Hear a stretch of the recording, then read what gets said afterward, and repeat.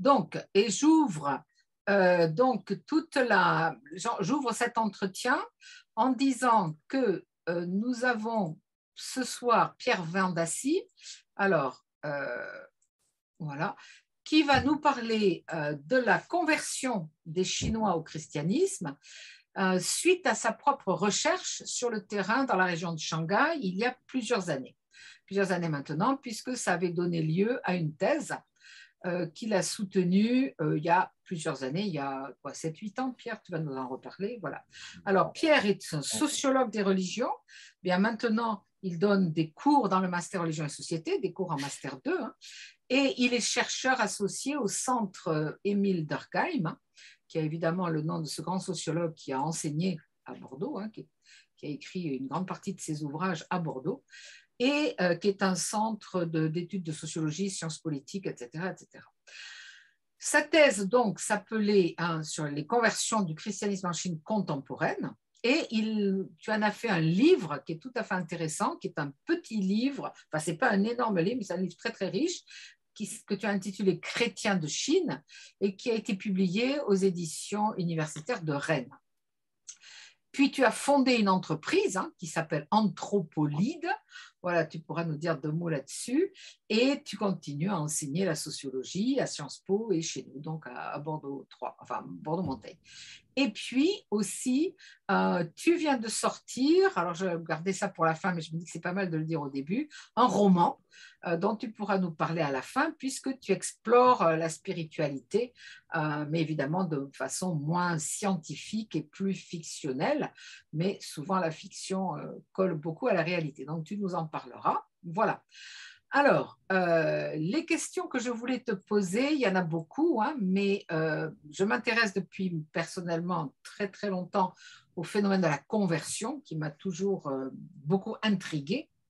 En fait, je dois dire, ça m'a d'autant plus intriguée que, et cela va te parler, Pierre, j'ai été évidemment approchée, c'est comme ça que j'ai commencé mes études sur les religions, par des missionnaires mormons, quasiment Mitt Romney lui-même, hein, quand je suis arrivée à Bordeaux à la fac, puisque les mormons venaient dans les chambres universitaires frapper à la porte.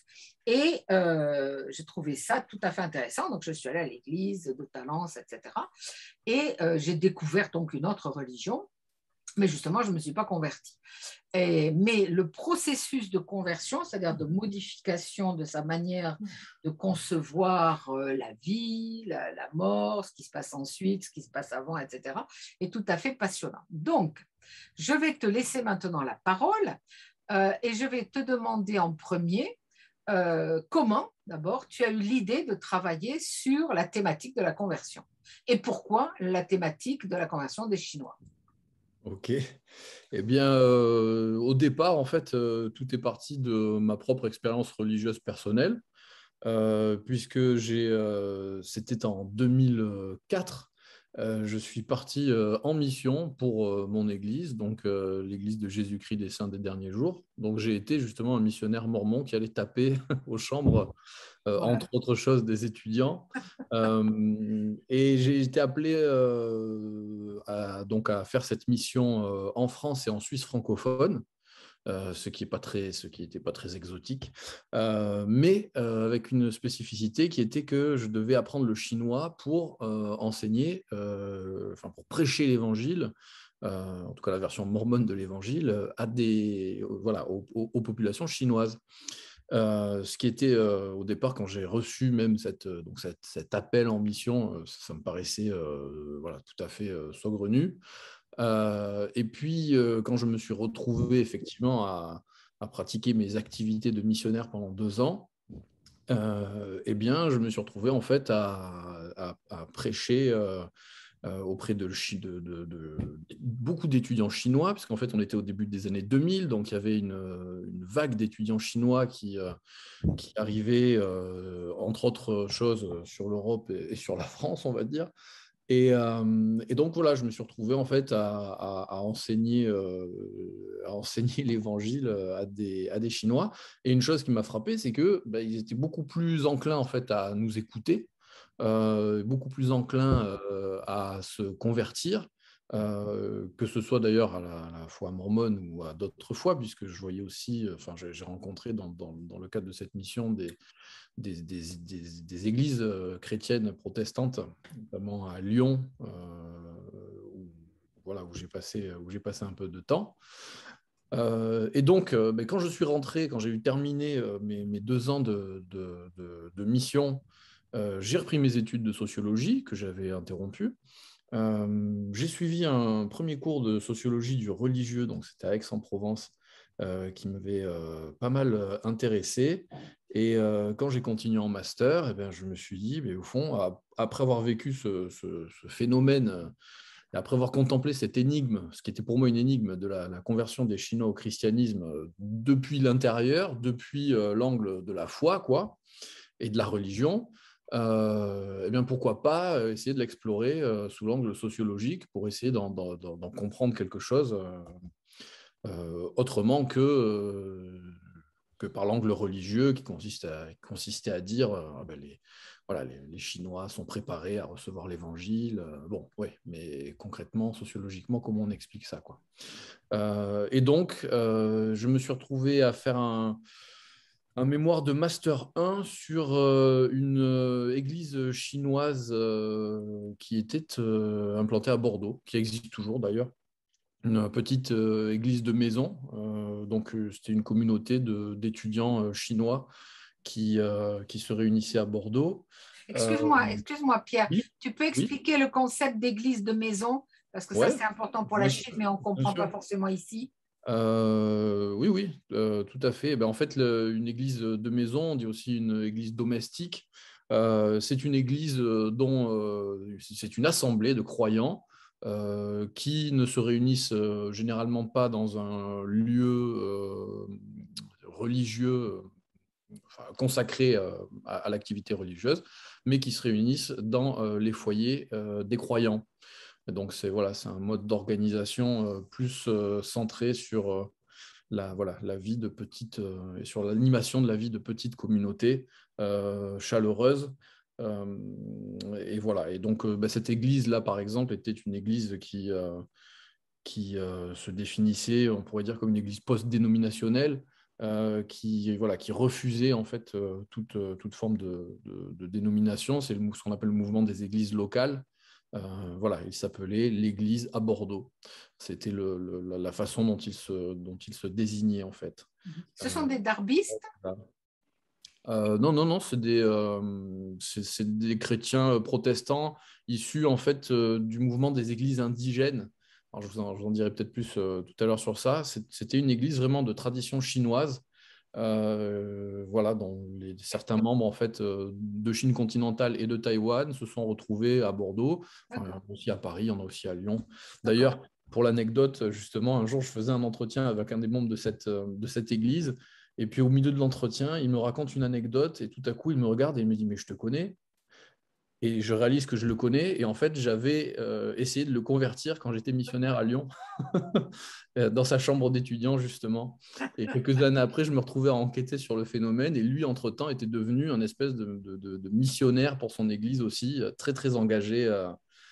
Très très engagé dans sa démarche religieuse. Voilà, donc ça c'était assez marrant. Et voilà, et donc je me suis retrouvé à enquêter sur cette petite église domestique, donc qui était une église qui est inscrite en fait dans un réseau international d'églises domestiques, hein, qui voilà, c'est un mouvement qui compte plusieurs millions d'ailleurs d'adeptes. Ce réseau-là, parce qu'il existe plein d'églises domestiques indépendantes aussi par ailleurs. Et puis ensuite, qu'est-ce que j'ai fait? Après, moi, j'ai fait un master pro, donc j'ai complètement fait autre chose. Et puis, avant de quitter l'université, je me suis dit, ce serait trop dommage de partir sans savoir si je ne peux pas faire une thèse. Donc, je suis allé voir mon directeur de mémoire de M1, qui s'appelle Charles-Henri Cuin. Je Et connais, oui, oui. je lui ai dit, voilà, j'aimerais bien continuer mes recherches sur ce sujet des conversions au christianisme parmi les Chinois. Et cette fois, j'aimerais bien aller là-bas. J'aimerais bien me rendre en Chine et aller observer en Chine ce qui se passe. Et donc, voilà, Très bien. j'ai monté un projet, il a soutenu le projet et je me suis retrouvé à partir en Chine pour tenter d'enquêter sur ce phénomène-là. Voilà. C'était à Shanghai plutôt, c'est ça que tu étais? Oui, c'était à Shanghai. C'était à Shanghai parce que, en fait, ben voilà, les conditions, la liberté religieuse en Chine est toute relative, on va dire. Et donc, j'avais questionné certains chercheurs qui travaillaient sur ces questions, voilà, sur ces phénomènes-là aussi, pour leur demander, ben voilà, comment s'y prendre en fait pour accéder au terrain en Chine et est-ce que c'était risqué ou pas. Et deux d'entre eux, en fait, m'avaient dit il vaut mieux aller sur les régions côtières, il vaut mieux aller vers Shanghai. Ce sera probablement plus facile que dans d'autres provinces si tu veux accéder à quelque chose. Ça, c'est un bon point d'entrée. Donc, je les avais écoutés. Et puis, il se trouvait que, voilà, pour des raisons pratiques aussi, c'était plus facile d'envisager Shanghai à cette époque-là. Très bien. Et alors, est-ce que tu peux justement nous, puisque évidemment la conversion des Chinois au christianisme ne date pas des années 2000, est-ce que tu peux nous faire très rapidement un petit résumé de l'évangélisation des Chinois, Oui, bah alors chrétienne très évidemment? très rapidement, hein, parce que voilà, mais Oui, oui. parce que c'est une histoire qui est finalement très longue et on va dire voilà, complexe, touffue. Mais les premières traces d'évangélisation que l'on a en Chine remontent au 7e siècle avec des traces de communautés nestoriennes qui ont donc voilà, laissé des traces finalement principalement, on va dire, archéologiques ou toponymiques. Ensuite, on a une nouvelle vague d'évangélisation au XIIIe siècle qui a échoué. Donc à l'époque, c'était les Yuan, donc l'Empire mongol, qui avait montré une certaine volonté à accueillir finalement des missionnaires, mais avec les choses sont jamais simples et finalement les tentatives de cette époque-là ont échoué. Et c'est ensuite au XVIe siècle et au XVIIe siècle que les jésuites tentent à nouveau en fait d'évangéliser la Chine et où là on a une évangélisation on va dire significative. Donc les premières communautés chrétiennes solides et durables, enfin on ne peut pas dire les premières communautés, mais en tout cas on a des communautés chrétiennes un peu solides et durables qui s'implantent à ce moment-là, jusqu'à la querelle des rites en fait qui voit qui met fin en fait aux missions chrétiennes en Chine pour un temps.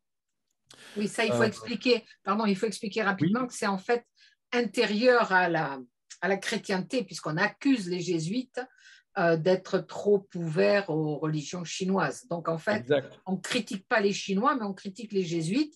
Et puis, Alors, finalement, l'ordre des jésuites va être supprimé voilà, avant de repartir. Voilà. c'est Donc, ça. c'est juste un petit mot sur la querelle des rites. Hein. Oui, oui, non, mais voilà, tu l'expliques très bien. C'est que les jésuites avaient mis en place une stratégie d'évangélisation qui consistait en fait à se siniser au maximum en adoptant les rites de l'Empire et en tentant une évangélisation par le haut, c'est-à-dire de convertir en fait des lettrés euh, et d'accéder à la cour de l'empereur, ce qu'ils ont réussi à faire. Et effectivement, se poser la question donc, de la compatibilité des rites traditionnels chinois, notamment le culte des ancêtres, avec les rites chrétiens. Effectivement, c'est le pape en fait, qui va mettre un terme à ce genre de pratique, avec derrière voilà, d'autres ordres en fait, chrétiens qui poussaient un peu contre les jésuites. Et puis, mais il y a aussi une réponse en fait des Chinois puisqu'ils ont fini aussi par interdire en fait le christianisme et une vague de persécution, mais qui n'a pas totalement mis fin en fait à. Il y a quand même des communautés qui ont perduré, mais c'était voilà des mouvements mineurs on va dire. Euh, et puis finalement, c'est au 19e siècle avec finalement les mouvements de colonisation, que les missionnaires chrétiens, et cette fois donc pas seulement catholiques, mais beaucoup de missionnaires en fait issus des mouvements protestants, vont aller en Chine, établir des communautés. Et ben, voilà, là, rapport de force, on a finalement une évangélisation qui est un peu proportionnelle à l'état des forces en présence et au rapport de force politique, puisqu'on voit des communautés chrétiennes effectivement parvenir à s'implanter, à se maintenir, jusqu'à en fait l'émergence de ce qu'on appelle le mouvement des églises indigènes, donc au début du XXe siècle, où on a des Chinois en fait qui reprennent à leur compte complètement l'œuvre d'évangélisation, qui fondent leurs propres églises avec des versions, disons, relativement sinisées de christianisme et qui, voilà. Et en fait, on a donc dans la première moitié du XXe siècle vraiment un essor important du christianisme et vraiment une implantation forte du christianisme jusqu'à l'arrivée au pouvoir des communistes qui vont mettre un terme à cette évangélisation. Ensuite, entre les années 50 et les années 80, la situation du religieux est fluctuante, mais marquée par la révolution culturelle, et donc par des persécutions religieuses, entre autres choses, ouvertes, et donc à l'encontre des chrétiens aussi. Et puis, dans les années 80, à partir de l'ère, ce qu'on appelle l'ère d'ouverture et de réforme, donc là, Mao meurt, le gouvernement entreprend une ouverture économique du pays. Et donc, avec cette ouverture économique, il va y avoir un relâchement sur l'activité religieuse aussi. Et donc, à partir des années 80, on voit se développer à nouveau en Chine des mouvements chrétiens. En fait, on voit un revival religieux complet s'opérer en Chine. Et les mouvements chrétiens ne sont pas en reste, sont très actifs et on voit de nombreuses églises se développer à partir des années 80 jusqu'à nos jours à peu près, avec comme dernier gros épisode en date l'arrivée au pouvoir de Xi Jinping et depuis 2014 un durcissement du contrôle de l'activité religieuse et donc entre autres choses de l'activité chrétienne à nouveau. Voilà. C'est-à-dire qu'en fait, finalement, depuis les années 50 en Chine, on a l'impression que le contrôle religieux fonctionne un peu par vague. On a quelques années de relâchement de contrôle et puis ensuite quelques années de répression. Aujourd'hui, on n'est pas au niveau de répression de la révolution culturelle, mais on voit que voilà, on est en ce moment dans une phase de durcissement quoi, depuis 2014-2015. Ouais. Alors justement, là, est-ce que tu peux nous expliquer un petit peu les différents types de statuts religieux, puisque le PCC, le Parti communiste chinois, a des cases dans lesquelles il va ranger les religions selon leur niveau d'obédience à lui-même. Donc, est-ce que tu peux parler un petit peu de ça? Oui, en fait, donc en Chine, il y a 5 organisations nationales qu'on appelle donc des organisations, des associations patriotiques qui sont donc dirigées en fait par le Parti communiste chinois et qui représentent les cinq organisations religieuses officiellement reconnues par l'État et plus que reconnues, elles sont organisées en fait directement par l'État. Donc ces 5 organisations, c'est une organisation catholique, une organisation protestante, une organisation islamique, une organisation bouddhiste et une organisation taoïste. Donc, c'est les 5 grandes organisations nationales, les 5 religions finalement reconnues par le gouvernement. Reconnues ne voulant pas dire libre ou enfin bon voilà, le statut d'être une religion reconnue en Chine, c'est pas forcément un statut enviable. Justement, c'est la raison pour laquelle à côté de ça, alors il y a un statut qui est encore moins enviable, c'est celui d'être considéré comme une secte perverse. Donc, il existe en Chine voilà, des mouvements de toute tradition qui sont des sectes perverses, qui sont labellisés par le gouvernement comme sectes perverses et qui sont donc à ce titre officiellement disons, interdites, pourchassées, bannies voilà, de façon très, très claire.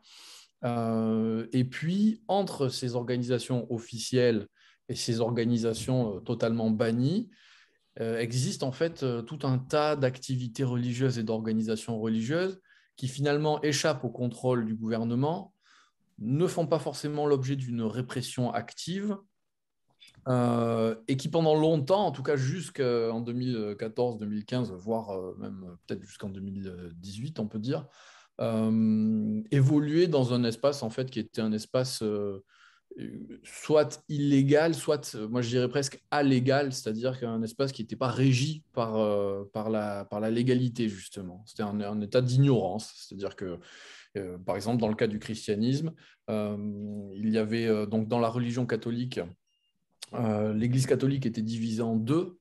Elle est toujours, hein, dans une certaine mesure, je pense, divisée en deux, entre d'un côté donc une Église catholique officielle, une Église patriotique, qui est donc organisée par le gouvernement chinois et dont les évêques sont désignés par le gouvernement chinois et par le Parti communiste chinois. Donc vous imaginez les problèmes que ça peut poser d'un point de vue théologique voilà, pour le catholicisme. Et donc une église qu'on appelle l'église souterraine, qui est, elle, dirigée par des évêques qui sont officieusement, enfin qui sont en secret adoubés par le pape, quand il y a des évêques. Voilà. Et je ne sais plus pourquoi je disais ça. Bon, je te Et, demandais les différents types de voilà, oui. classement des religions. Si on regarde du côté des églises protestantes, eh bien, on a donc un peu la même chose. On a des organisations protestantes. Alors, le protestantisme est beaucoup moins hiérarchique, enfin, une organisation beaucoup moins hiérarchique que le catholicisme. Donc, les églises protestantes, certaines églises protestantes sont affiliées à l'association patriotique. C'est-à-dire que donc elles ont été soit enjointes à rejoindre cette association-là, soit elles ont fait la demande de rejoindre l'association patriotique et ont obtenu l'autorisation d'être labellisées association patriotique.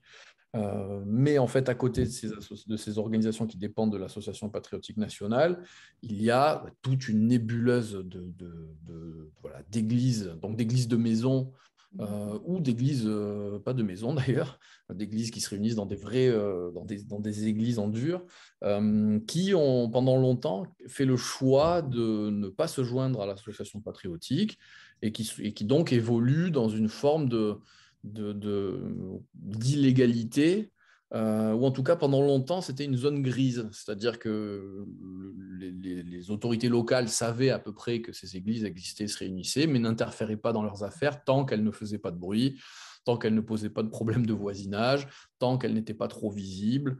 Voilà. Tant qu'il n'y avait pas de problème, en fait, on n'intervenait pas.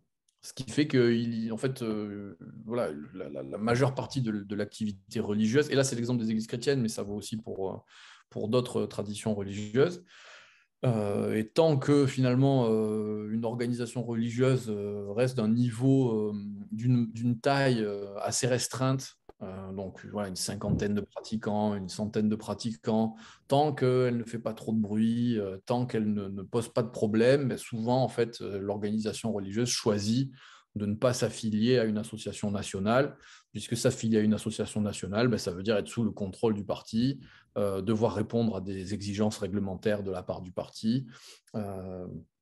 Et donc voilà, c'est ce que donc, parfois on appelle, à la suite de Yang Fangang, le chercheur spécialiste de ces questions-là, c'est ce qu'on appelle le marché gris du religieux, qui se trouve entre le marché officiel et le marché noir. Et voilà un petit peu comment s'organise donc comment s'organiser, comment elles continuent de s'organiser les choses en Chine, bien que donc depuis 2014 on a vu en tout cas une inflexion dans la, enfin je ne sais pas si inflexion c'est le bon mot, mais enfin on a vu un virage quand même, hein, dans la façon dont dont le gouvernement administre les activités religieuses. Puisque le gouvernement a lancé des campagnes pour finalement réguler justement tout ce marché gris du religieux, et faire revenir dans le giron des associations nationales toutes ces organisations qui existaient finalement dans cet espace non régulé. Et lorsque celles-ci ne veulent pas revenir dans le giron de l'État, ben, les faire disparaître en fait, tout simplement. Oui, c'est intéressant d'ailleurs quand on est français, parce que moi, je me suis pas mal entretenue avec des Chinois ou des spécialistes de la question, et par bien des côtés, il y a beaucoup de parallèles avec notre manière, nous, très française, de vouloir réguler officiellement les religions. à la différence près qu'on ne va pas pourchasser, on ne va pas littéralement persécuter les gens qui sont dans le marché gris, mais on va alors quand même les suivre de très très près. Hein. Si on appartient à ce qu'on appelle les fameuses sectes, on peut avoir des ennuis. Mais bon, on ne va pas vous ouvrir le ventre pour vous faire des prélèvements d'organes, etc., comme ça se Voilà. fait, hélas, en Chine, puisque j'ai eu pas mal de témoignages là-dessus, et pas par des gens qui inventaient ce qui s'était passé. Voilà, Non. alors justement maintenant, si on en vient à ton propre travail, sur le terrain, comment tu as procédé? Alors ça peut être intéressant aussi pour les étudiants Pour de les voir étudiants. comment, quand on a choisi un sujet, ben, on fonce. Quelles difficultés? Est-ce que tu as rencontré facilement des gens? Est-ce qu'ils t'ont parlé facilement?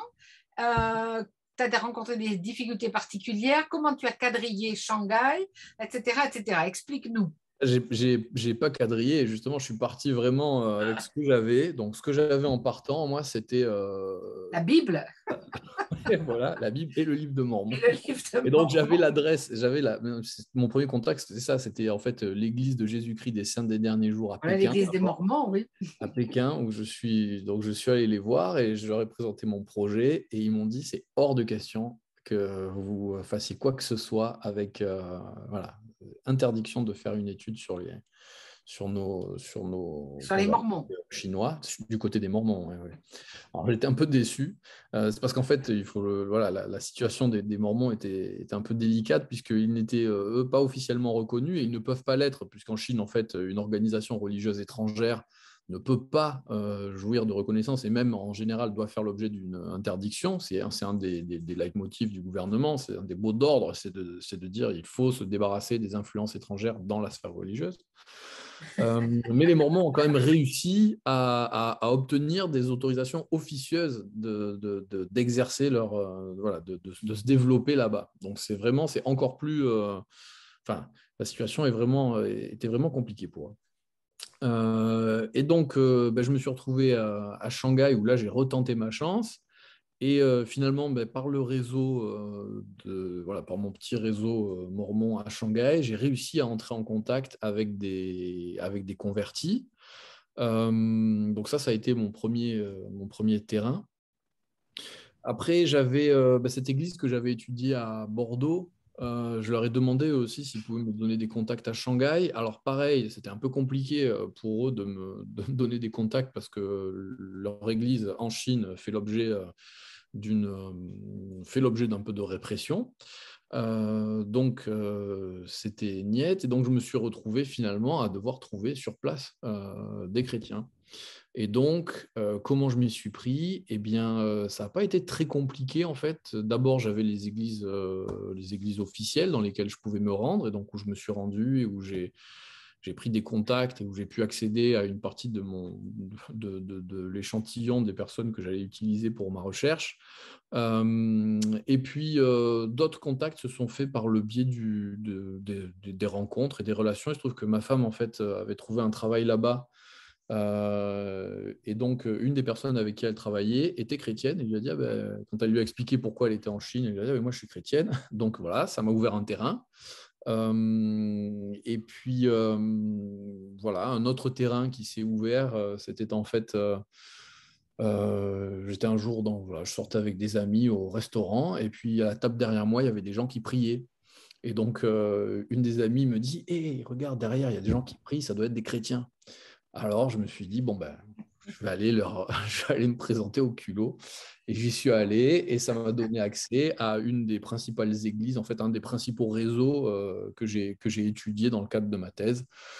Et puis, et Alors, voilà. En pardon, fait, donc, pardon, c'est. pardon, excuse-moi, mais quand Oui. tu vas, quand tu vas voir les gens à la table à côté, tu leur dis bonjour, salut, vous êtes chrétien? Comment tu fais? Bah oui, c'est ça. Ce jour-là, je me suis dit, c'est maintenant ou jamais, quoi. Voilà, c'est ma chance. Je suis là, voilà, je cherche à atteindre ces réseaux chrétiens. À tous les coups, c'est des chrétiens qui font partie d'un réseau enfin, que je ne trouverais pas dans l'église officielle, quoi. Donc, ouais, je me suis levé, je suis allé les voir, je leur ai dit, excusez-moi, j'ai vu que vous priez, est-ce que vous êtes chrétien? Et il y a une chose qui est importante à noter, c'est que les chrétiens, et notamment les chrétiens des églises de maison ou des mouvements protestants, sont des chrétiens qui ont quand même une vocation à évangéliser. Donc, ils sont tout à fait prêts, même en conditions limites, on va dire. Voilà, ils sont prêts à parler de leur foi et ils sont prêts à ouvrir comme ils disent, à ouvrir la bouche et à partager leur foi. Donc, je leur ai dit, et comme je ne suis pas chinois, en fait, je pense qu'ils avaient moins de réticence, Ouais. enfin, moins de réticence. Si j'avais été un Chinois qui leur disait je fais une enquête sur le christianisme en Chine, je pense qu'ils n'auraient pas accepté. Mais Mais tu sais, c'est comme moi, voilà, donc pardon, quand moi j'ai fait des enquêtes sur les Mormons de France, on ne voulait pas me parler parce qu'on pensait que j'étais les renseignements généraux, hein, c'est pareil. oui, Hein. voilà, bah oui. Alors, non, mais c'est intéressant. J'ai eu très peu à l'époque. En fait, moi, quand je suis allé faire mon terrain là-bas, c'était la meilleure époque pour faire du terrain sur ces églises-là. Parce qu'on était justement au sommet de la phase de libéralisation du marché religieux, on va dire. Et d'ailleurs, quand j'ai terminé mon terrain, que je suis rentré, que j'ai écrit ma thèse et tout ça, ben ensuite, à partir de 2015, les choses ont changé parce que la libéralisation avait été tellement forte finalement et les conditions étaient tellement attrayantes que justement, on a eu un mouvement chrétien en Chine qui s'est développé de façon trop visible, trop fort en fait. Et le gouvernement a serré la vis. Donc, j'étais au bon moment, en fait, aussi là-bas pour accéder à ce genre de terrain. Donc, ce n'était pas compliqué voilà, comme je vous dis, les chrétiens autour de moi, en fait, me disaient, ah, ben, figure-toi que je suis chrétien, ou figure-toi que je connais une personne qui est chrétienne, est-ce que tu veux la rencontrer? Et donc, voilà, j'ai comme ça réussi à ouvrir mes terrains, on va dire. Et donc, finalement, je me suis retrouvé à travailler sur combien? Je crois que six églises, en fait, quoi, six organisations. Sachant que moi, ce qui m'intéressait, c'était d'obtenir des récits de conversion. C'est-à-dire que je travaillais pas enfin, je voulais pas cartographier le christianisme à Shanghai, quoi. Je voulais juste obtenir suffisamment de récits de conversion pour pouvoir comprendre ce qui se jouait dans la conversion. Et donc, j'ai choisi justement une approche transversale, c'est-à-dire que je me suis dit, je vais essayer d'obtenir autant de situations diverses que possible. Donc, c'est pour ça que j'avais donc des conversions à l'Église de Jésus-Christ des Saints des derniers jours, donc des conversions mormones, des conversions de chrétiens qui pratiquaient principalement dans l'Église officielle ou qui avaient été convertis dans l'Église patriotique officielle, et puis des Ah, convertis qui appartenaient voilà, à un réseau originaire de Taïwan, en fait, qui était un réseau d'hommes d'affaires au départ, qui s'est transformé ensuite en un énorme réseau comme ça de communautés chrétiennes. Et puis des églises plus indépendantes, vraiment, des petites églises composées de quelques dizaines d'individus, plus ou moins rattachés à des réseaux transnationaux. Voilà, donc j'avais une diversité comme ça. Seulement, j'ai eu du mal, en fait, le terrain auquel j'ai eu du mal à accéder, c'était les catholiques, en fait. Là, quand je suis allé à l'église catholique, j'ai pas eu de réponse positive en raison justement de la situation délicate de l'église catholique en Chine à cette époque-là. Situation qui a évolué depuis, qui n'est pas moins délicate, mais qui a évolué. Mais oui, puisqu'il y a eu voilà. une forme de... Le pape a signé des espèces d'accords, pas du Ouais, Latran, mais quasiment, enfin des accords de Pékin avec le PCC, mais bon, c'est pas très réglé encore. Hein. Très bien. Et alors justement, à partir alors, parce qu'il me semble, si j'essaie de me souvenir de ta thèse, les Mormons, ils n'y figuraient pas énormément dans ta thèse. Tu m'avais dit, en fait, si, si. hein, ils y sont, mais Oui, bah, c'est pas une thèse sur le mormonisme en Chine. voilà, Ils y voilà, sont au même titre que d'autres voilà, que églises. les C'est-à-dire autres, que voilà, justement, c'est ça. Ouais. je les ai intégrés, c'est-à-dire que moi, je suis parti du principe qu'il n'y avait pas de raison de les exclure du champ du christianisme. Et donc, je les ai intégrés, je les ai comparés en fait dans mon panel au même titre que voilà, que les protestants de l'Église officielle, que les protestants du réseau, enfin des trois autres réseaux en fait sur lesquels j'ai travaillé. Donc, D'accord. ouais, Et alors, justement, à partir de tes analyses là, de récits de conversion, quels sont les grands points que tu pourrais, enfin, que tu en as retirés et que ouais. tu pourrais nous expliquer? Bah alors, je vais essayer de ne pas vous barber surtout. Mais non, mais c'est pas du Mais tout barbant. bon, bah déjà, en fait, le premier point, c'est que toute l'histoire du christianisme, enfin, toute l'histoire des rapports entre religion et État au 19e et 20e siècle sont allés le sens de la légitimation du christianisme, paradoxalement. C'est-à-dire que avec la chute de l'Empire, puis la création des républiques, de la République, puis ensuite de la République populaire de Chine. Il faut donner quelques dates. Hein. La République avec Sun Yat-sen au début du XXe. Ouais, voilà, 1911, je crois, de tête, c'est ça, Oui, 1911. oui. Puis après, donc, les communistes, la République populaire de Chine, c'est 1949. Et en fait, on a donc une transformation politique de la Chine qui se constitue de plus en plus comme un État-nation centralisé et qui donc va organiser aussi son activité religieuse sur le modèle européen au prétexte en fait de réguler et de contrôler l'activité religieuse. Ils vont justement créer des associations nationales qui finalement collent bien avec le modèle chrétien, quoi. Donc déjà, il y a ça. Ensuite, il ne faut pas négliger le fait qu'il y a une tradition chrétienne en Chine qui existe. C'est-à-dire que pour nous, ça nous paraît, même pour moi, quand j'y suis allé au départ, c'était une énigme. Je me disais, mais au fond, pourquoi les chrétiens en Chine? Mais finalement, les églises indigènes du début du XXe siècle, ce qu'on appelle le mouvement des églises indigènes, il n'a pas disparu malgré la persécution religieuse. Donc quand on a rouvert la Chine dans les années 80, il y a aussi des réseaux internes, des réseaux chrétiens qui étaient déjà là présents en fait et qui avaient résisté et qui avaient survécu et qui finalement, dès qu'on leur a lâché un peu la bride, eh bien, ils ont été capables d'occuper le terrain qu'on leur offrait de nouveau. Et ça vaut aussi pour la diaspora, c'est-à-dire qu'il y a des mouvements finalement chrétiens chinois qui se sont exportés voilà, il y a des chrétiens qui ont fui de la Chine quand les communistes sont arrivés au pouvoir, mais ils n'ont pas abandonné leur foi, ils ont même parfois prospéré. Et donc, quand la Chine se rouvre dans les années 80, finalement, ces mouvements n'attendaient que ça, de revenir et de réévangéliser. Donc ça, c'est un ensemble de facteurs institutionnels qui, voilà, c'est un peu vite dit, mais voilà, il y avait en fait une offre, on va dire, chrétienne qui ne demandait qu'à s'activer. Et puis, de l'autre côté, quand vraiment on regarde en fait les parcours de ceux qui se convertissent, parce qu'il ne suffit pas d'avoir une offre, hein, il faut qu'il y ait des gens qui y adhèrent. Donc, quand moi j'ai observé les parcours de ceux qui se convertissent, ce que j'ai remarqué, c'est d'abord qu'ils avaient très souvent en fait un héritage religieux mixte, c'est-à-dire qu'ils avaient tous les convertis que j'ai étudiés, ou quasiment, il n'y en a que deux en fait, je crois, qui rentraient pas tout à fait dans cette catégorie-là. Ils avaient tous des héritages religieux fragmentés, c'est-à-dire ce qui correspond bien d'ailleurs aussi à la tradition religieuse chinoise. Hein. Ils avaient une grand-mère bouddhiste ou une grand-mère chrétienne, justement. Des traces de pratiques relevant du taoïsme, des parents qui avaient été athées, mais qui étaient déçus en fait, déçus idéologiquement du maoïsme. Et donc en fait, voilà, la plupart d'entre eux avaient déjà une ouverture religieuse en fait. C'est-à-dire que pour eux, la religion, ou les religions, quelles qu'elles soient, leur paraissaient des moyens tout à fait légitimes de se doter de ressources pour donner du sens à sa vie, voilà. Certains d'entre eux avaient même déjà un attrait pour le religieux voilà, préalablement à leur conversion, une ouverture sur le religieux. Voilà, on va le dire comme ça. Voilà, le religieux leur paraissait pas une option illégitime. Et ça, c'est important en fait, je pense, de voir que c'est souvent le cas en Chine, c'est-à-dire qu'on est dans un pays qui est dirigé par un gouvernement qui promeut l'athéisme, mais l'histoire religieuse du pays est très différente de notre histoire religieuse à nous. Et donc, voilà, la cohabitation de différentes religions déjà dans le paysage, c'est tout à fait normal.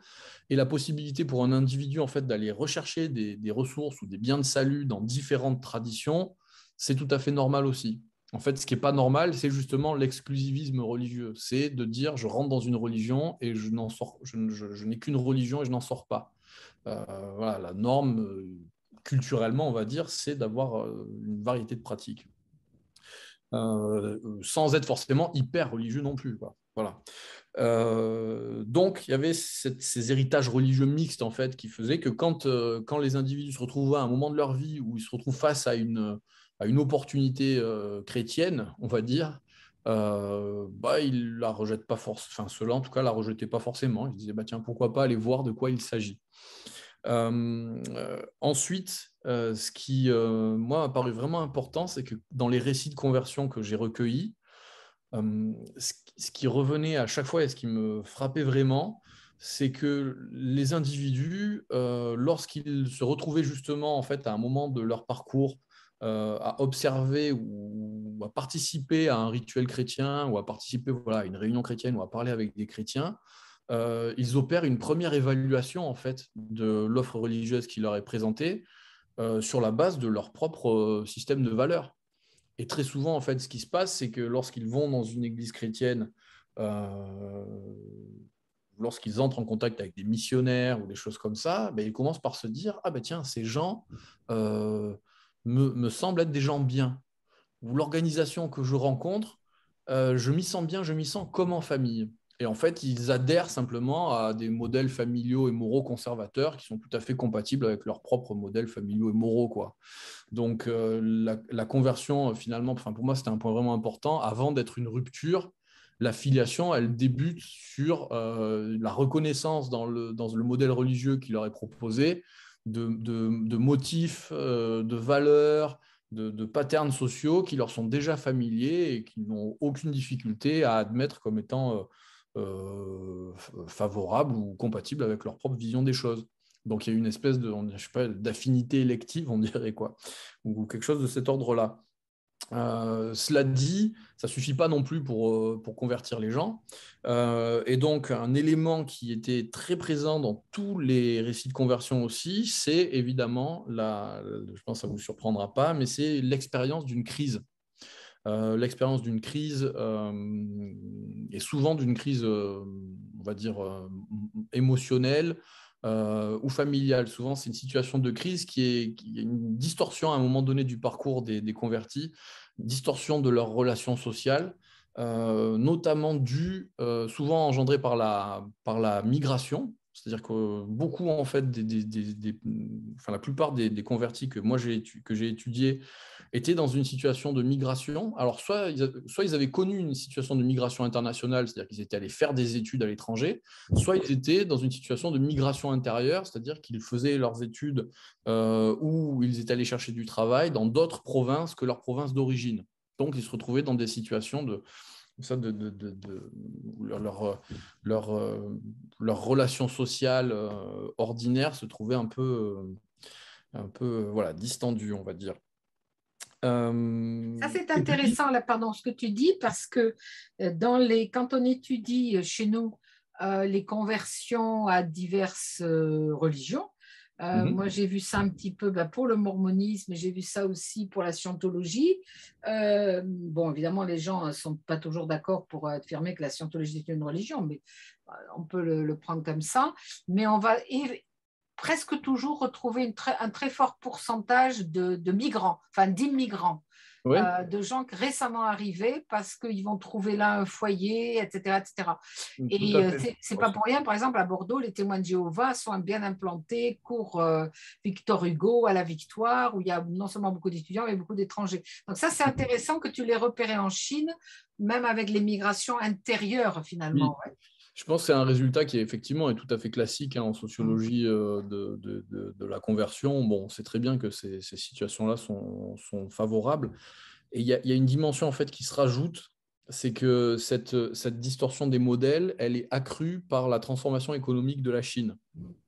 C'est-à-dire que les récits de conversion que j'ai recueillis faisaient état souvent de personnes qui, du fait de l'injonction de réussite qui pesait sur eux, se retrouvaient à prolonger leurs études ou à chercher un meilleur travail ailleurs pour faire réussir en fait leur famille. Et se retrouver en fait dans une situation de crise des modèles, quoi. Se dire, mais voilà,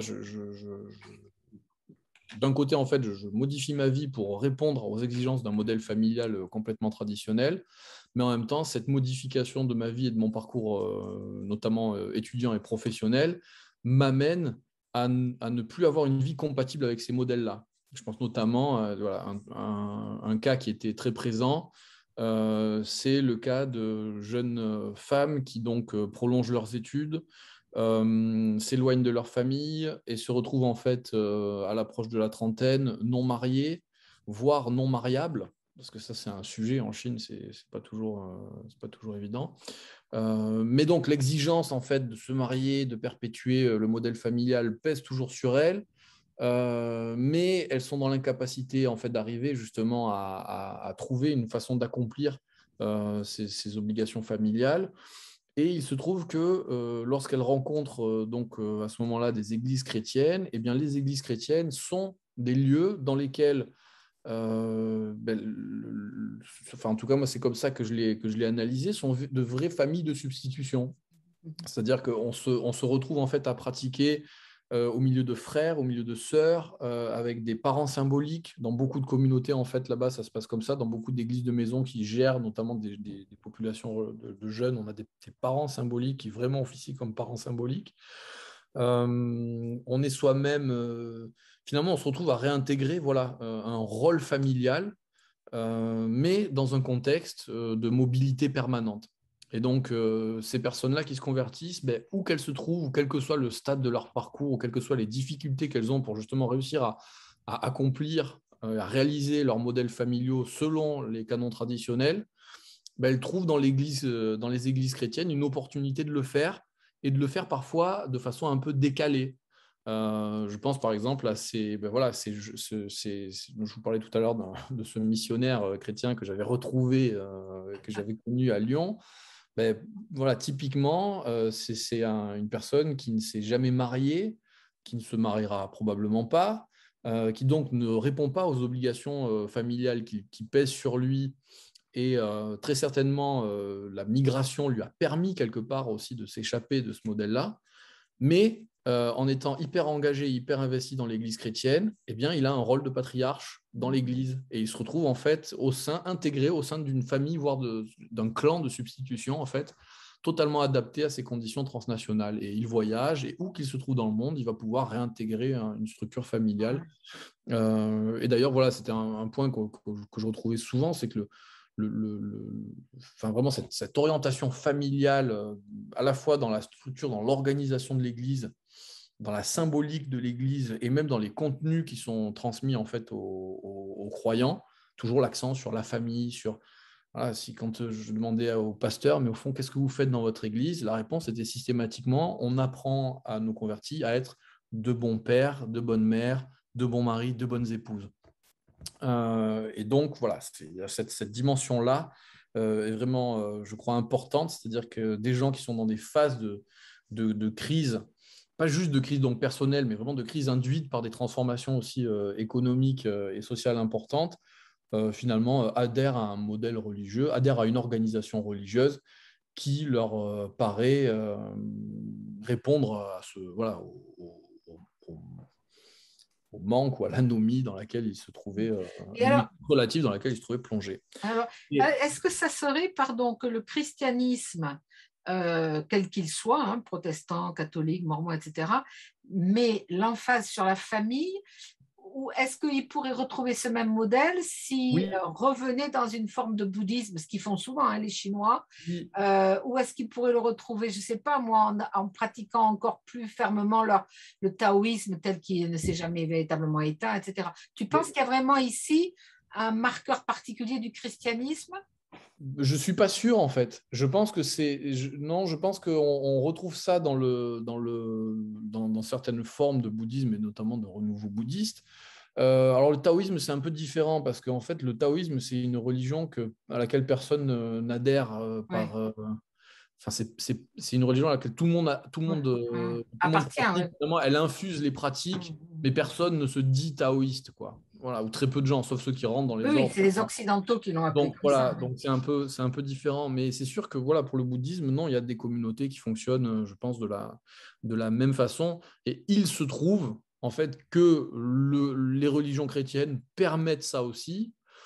Et moi, je le verrais plutôt comme ça, c'est que voilà, les religions chrétiennes permettent aux individus porteurs de ces modèles-là de les réinjecter facilement dans une forme chrétienne alors on peut aller sur la thèse d'Olivier Roy, sur la religion sans culture. Je crois justement que c'est un peu ça, c'est qu'en fait, les formes chrétiennes, elles sont faciles, notamment le protestantisme évangélique, c'est des formes de religion dans lesquelles c'est facile en fait de réinjecter des formes culturelles ou des interprétations culturelles, comment dire, enfin, je ne sais pas s'il faut dire endogène ou exogène, mais enfin, vous m'avez Oui, oui, compris, je vois ce quoi. que tu Ok, veux on peut dire. réinjecter sa propre culture, quoi. Ouais, ouais, ouais. Et alors, Voilà. Donc, justement, je pense qu'il y a de ça. Ouais. ouais, aussi, quand enfin, Rodney Starr, que tu connais bien, a beaucoup étudié justement les Chinois et le christianisme. Et une de ses explications, c'était que pour les Chinois, le christianisme faisait moderne. Et que, Oui, en fait, tout ce qui tout est à fait. occidental paraît tout à fait moderne. Et que donc, en se convertissant, il y aurait une attraction pour les Chinois du christianisme parce que ça serait une attraction de l'Occident, de la modernité. Est-ce que tu as ressenti ça, toi? Et est-ce que tu Alors, peux nous parler ensuite, parce que je me souviens qu'on en avait parlé ensemble, euh, le fameux choix rationnel, c'est-à-dire quand on se convertit, est-ce qu'on fait un choix tout le temps rationnel? Et je me souviens que tu t'étais arc-bouté en disant, mais non, il n'y a pas que ça dans la conversion. Donc, est-ce que tu peux ouais, non, c'est expliquer ça? Alors, d'abord sur le côté moderne du christianisme.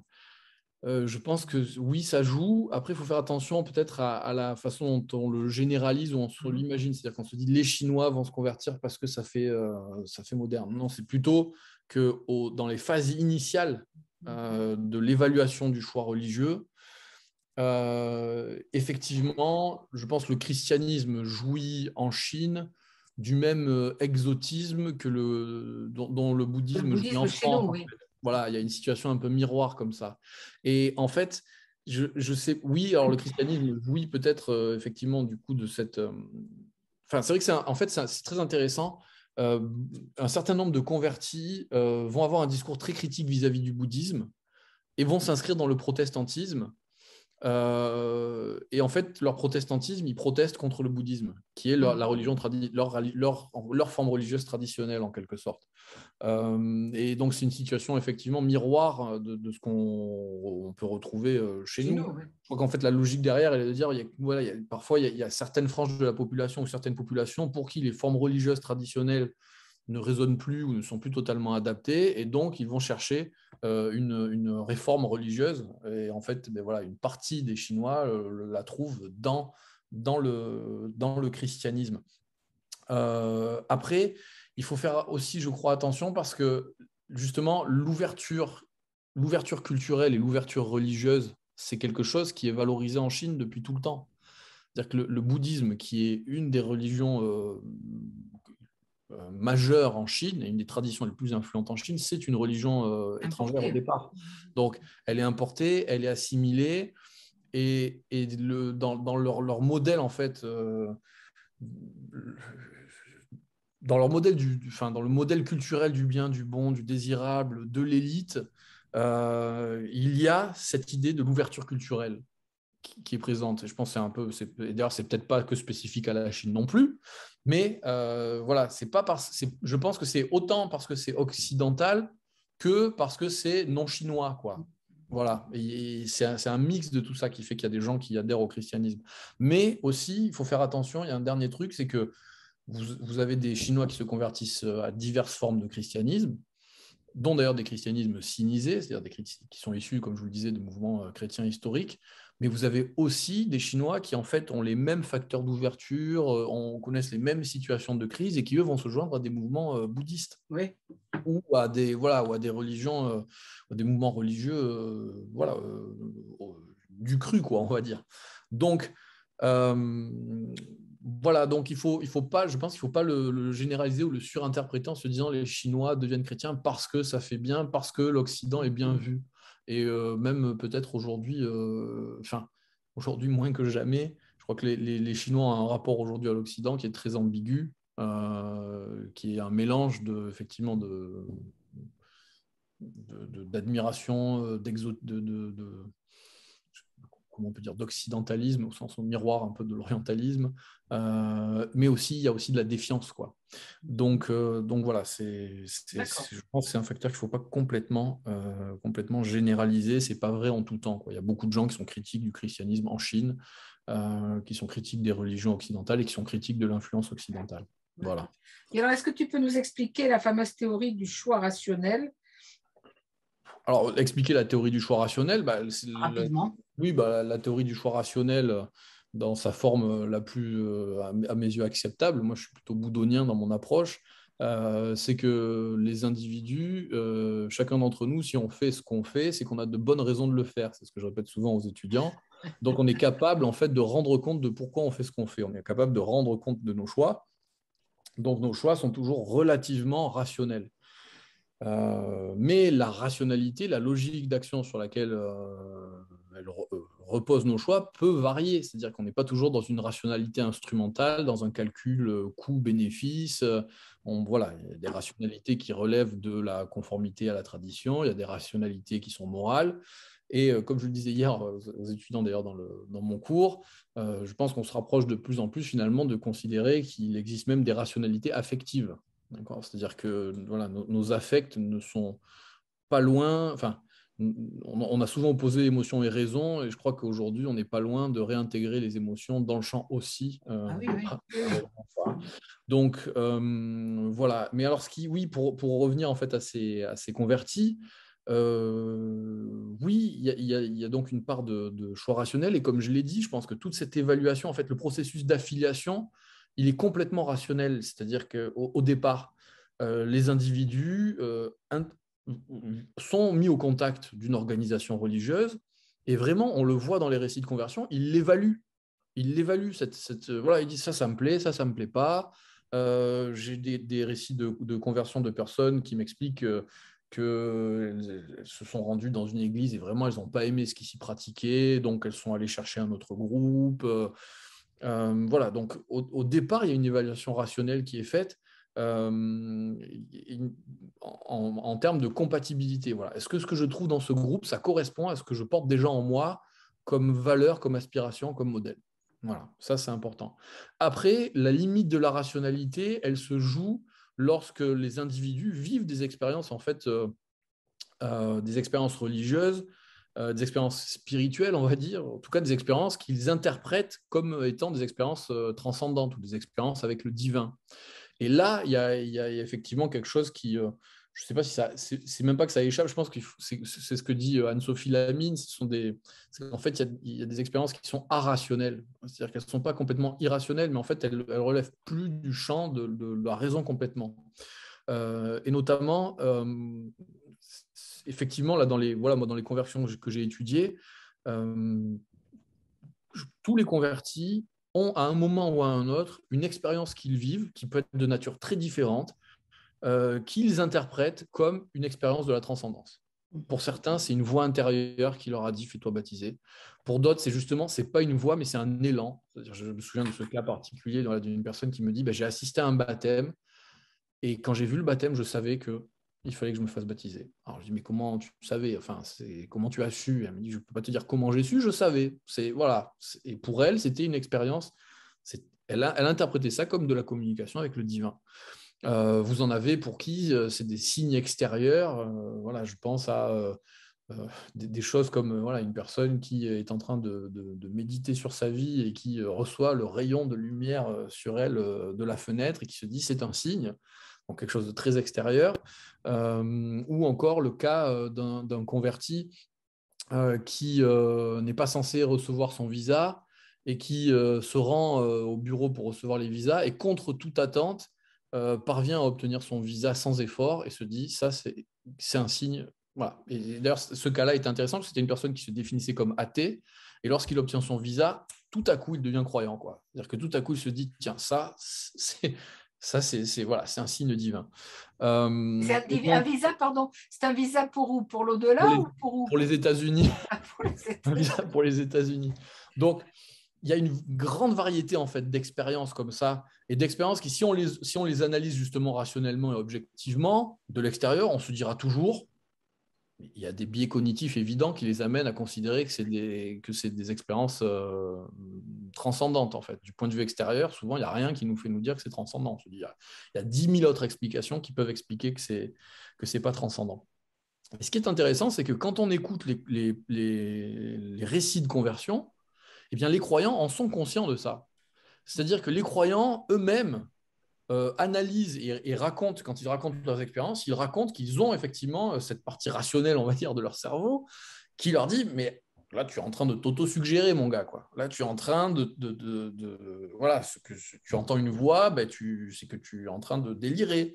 Ou justement, le visa, bon, ben, c'est juste un hasard administratif, en fait. Et ben, malgré tout, ils résistent. Ils résistent parce qu'en fait, l'expérience émotionnelle qu'ils vivent à ce moment-là est tellement forte qu'on sent quand on parle avec eux que s'ils la niaient, ils auraient l'impression de se nier eux-mêmes, en fait. Ils nieraient leur individualité. Donc finalement, il y a une espèce de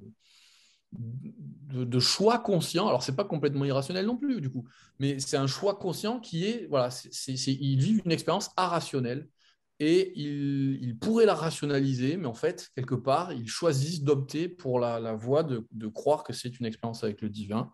Et bien entendu, l'organisation religieuse dans laquelle ils évoluent les aide à conforter ce choix-là de la foi, justement. Mais voilà, on voit qu'effectivement, il y a une partie il y a un choix rationnel pour l'irrationnel qui est fait ou quelque chose de cet ordre-là, quoi. Je ne sais pas comment le. C'est très intéressant tout ça. Il se trouve que lorsque je sortais de la soutenance de ta thèse, j'avais une amie chinoise à la maison que je connaissais depuis des années et je lui parle de ce que tu avais fait. Et elle me dit, mais moi, je me suis convertie, je suis chrétienne. Alors là, j'étais sidérée parce que je la connaissais depuis 20 ans et on n'avait jamais parlé de religion. Et je lui dis, ah bon, mais comment tu t'es convertie? Et alors, elle, quand elle était petite, alors ses parents, tous les deux ont été envoyés dans les camps, hein, c'était pendant la révolution culturelle, mais un jour, en se promenant, elle a trouvé un évangile, un livre qu'elle a lu, et elle a été... Alors, elle ne savait absolument pas ce que c'était. Évidemment, c'était en chinois, sinon on n'aurait pas pu le lire. Donc, il y a bien l'outil qui était déjà là pour la stimuler. Mais elle a trouvé le message totalement impressionnant et elle a dit, quand je pourrai, voilà mon message, c'est le message que je suivrai. Et quand ça s'est ouvert, donc dans les années à peu près 80, quelque chose comme ça, la première église qu'elle a vue, c'est une église protestante, elle est rentrée et elle a demandé l'enseignement, le baptême, etc. Et moi, ça m'a paru tout à fait impressionnant, quoi. Voilà, une gamine qui voit l'évangile. Alors évidemment, il y a le missionnaire qui est passé là, qui a déposé le bouquin, sinon elle ne se serait pas convertie. Donc il y avait l'offre. Mais quand même, elle, ça a été sans aucun calcul occidental, effectivement. Je ne savais pas d'où ça venait, mais le prêche de Jésus était pour elle une révélation extraordinaire. J'en ai eu des cas comme ça de personnes qui racontaient en fait avoir eu une attirance pour les églises depuis toujours en fait. C'est-à-dire que sans tradition chrétienne dans leur famille, ils avaient quelque chose, un élan qui les amenait vers ça. Je pense que je pense qu'on peut retrouver ça dans toutes les traditions déjà, et même je pense que finalement toutes les passions sont un peu de cet ordre-là. Enfin, on peut imaginer d'autres cas dans lesquels vous avez des individus qui ne savent pas pourquoi, mais d'un coup, ils trouvent leur truc, quoi. Et ça devient leur passion. Et effectivement, il y a quelque chose de cet ordre-là aussi qui se joue, voilà, et qui échappe un peu à la... Quand on a des individus qui font le choix d'agir en faisant fi d'une rationalité trop forte, quoi, et qui préfèrent faire le choix de ce qui émotionnellement leur fait du bien ou leur sied plus que le choix d'une rationalité objective. Bon, écoute Pierre, j'avais plein de questions à te poser, mais tu as déjà répondu, puisque je voulais te demander si, évidemment, quels étaient les autres choix sur le marché, disons, chinois vers lesquels se tournaient les gens. Et tu as déjà parlé de l'attirance pour le bouddhisme. Moi, j'ai pas... Non, juste un mot sur ça. Il faut se dire que le marché chinois, alors là, en ce moment, on est dans une phase un peu de restriction, ça se durcit, mais tous les mouvements religieux auxquels on peut penser, tous les grands mouvements religieux transnationaux sont présents en Chine, en fait, quoi. Donc le choix, Donc, on en a parlé. Également, je voulais te demander, mais tu en as parlé aussi, puisque tu as bien parlé de la manière dont la politique de sinisation de toutes les religions et le contrôle absolu par le Parti communiste verrouillait beaucoup d'évolutions. Mais je voulais te demander ce qui s'était passé depuis ton terrain. Mais je sais que tu es revenu en Chine depuis ton terrain à Shanghai. Est-ce que tu peux nous dire quelques mots de ça? Et ensuite, je laisserai la parole à toutes les personnes qui nous écoutent pour te poser des questions. J'ai perdu quasiment tous mes accès, moi, au terrain après la phase de durcissement, justement. Ça a été compliqué d'accéder au terrain. Et très clairement, les dernières fois où je suis allé en Chine, euh, c'était... alors, en 2016, j'y suis allé et il y avait pas, ça allait encore. Je pouvais conduire des entretiens, j'arrivais à rencontrer des gens un petit peu, même si j'avais perdu mes contacts avec les églises, notamment avec les églises de maison, donc les églises à la limite de la clandestinité avec lesquelles j'avais travaillé. Et puis j'y suis retourné ensuite en 2017 et là j'ai senti que vraiment c'était compliqué, quoi. Et que ouais, le durcissement était général. Voilà, même voilà, à l'université, chez les chercheurs, chez les employés d'université, il y avait des craintes que j'avais jamais ressenties avant, en fait, et notamment beaucoup de méfiance et beaucoup de prudence. Et voilà, on sent qu'on est dans une phase plus compliquée. Donc, et alors, mais d'ailleurs, c'est ce que je te disais aussi la dernière fois, quand j'ai fait mes derniers terrains, alors avant 2016, j'étais retourné en 2014, et j'avais fait du terrain, et j'avais notamment fait du terrain auprès de l'Église du Dieu Tout-Puissant, qui est pourtant une secte complètement bannie et persécutée par le gouvernement, et j'étais parvenu à faire du terrain en leur sein. Donc, c'est dire si on était encore dans une phase où effectivement les choses allaient bien, quoi. Alors que là, effectivement, c'est peut-être lié aussi à la structure de mon propre réseau, hein. Il y a d'autres chercheurs qui font du terrain ou qui ont fait du terrain dernièrement. Mais moi, je suis clairement pas assez implanté localement pour parvenir en fait à faire du terrain aussi librement que ce que j'aurais pu faire il y a quelques années. Oui, mais je pense que c'est assez général parce que moi, je n'y suis pas allée en Chine, hein. Je connais Taïwan, mais pas la Chine. Mais tous ceux qui travaillaient, qui enseignaient, Eileen Barker, qu'on a eu un entretien, a enseigné pendant 10 ans dans une école de gendarmerie, justement, hein, pour la sociologie des religions. C'est tout à fait impensable maintenant. Il est hors de question qu'elle soit invitée à nouveau. Gordon Melton, c'est pareil, ils ne peuvent plus y aller. Plus personne ne peut y aller. L'Église de Dieu Tout-Puissant, éventuellement, on en reparlera. Moi, je les ai connus en Corée, mais en Chine, ils sont persécutés, mais de la manière forte, hein, Ah oui, oui, ils oui. disparaissent, hein, tout Ouais. simplement. Donc, on les retrouve à Paris, on les retrouve un petit peu partout, enfin, etc., etc. Alors, avant de laisser la parole à tout le monde, je voudrais quand même que tu nous parles un peu de ton roman, que tu nous fasses un peu de pub pour ton roman. Eh bien, mon roman, en fait, il est né à Shanghai en même temps que je faisais mes recherches. J'ai eu, voilà, au départ, c'était une idée de récit je ne sais pas pourquoi j'ai commencé à avoir cette idée de vouloir écrire une fiction. Mais en fait, quand je me suis attelé à l'écrire, je me suis rendu compte qu'il y avait un lien avec ma démarche de recherche. Bon, déjà parce que effectivement, les thématiques, enfin, je pense que c'est pas du tout un livre c'est pas du tout un roman qui traite d'une conversion religieuse au sens strict, et encore moins d'une conversion d'un chinois au christianisme. Mais ça se passe en Chine, effectivement. Et finalement, c'était peut-être une façon de traiter des limites de ma recherche. Parce que je me souviens notamment d'une expérience que j'ai eue où un jour j'étais en train de. Ça faisait 6 mois que je m'arrachais les oreilles sur mes entretiens. Alors moi, en plus, je suis pas du tout sinologue. Donc, j'ai fait tous mes entretiens, enfin une bonne partie de mes entretiens en chinois. Et après, j'ai pris du temps pour les traduire et tout ça. Mais c'était un gros effort. Et puis, alors, les entretiens avaient été faits dans des conditions parfois pas faciles, notamment beaucoup d'entretiens faits dans des Starbucks et dans des McDo, donc hyper bruyants. Et j'étais en train d'essayer d'analyser ces entretiens et de retranscrire ce que j'avais observé, et notamment les cultes auxquels j'avais assisté. Et vraiment, j'étais très investi dans le fait d'essayer d'en rendre compte le mieux possible. Et puis, il y a un moment, en fait, je me suis dit, mais c'est complètement vain comme démarche. C'est-à-dire que je suis en train d'essayer de faire rentrer dans les cadres académiques et scientifiques des expériences qui, en fait, justement, sont par définition complètement étrangères à ce cadre-là. Donc, je me suis dit, est-ce que je ne suis pas en train de dénaturer aussi ça, ou d'essayer d'être un peu, voilà, d'être un peu dans une sorte de logique de Don Quichotte, quoi, de voir me dire, j'essaie de rendre compte d'un truc qui, de toute façon, ne veut pas ou résiste à cette démarche-là.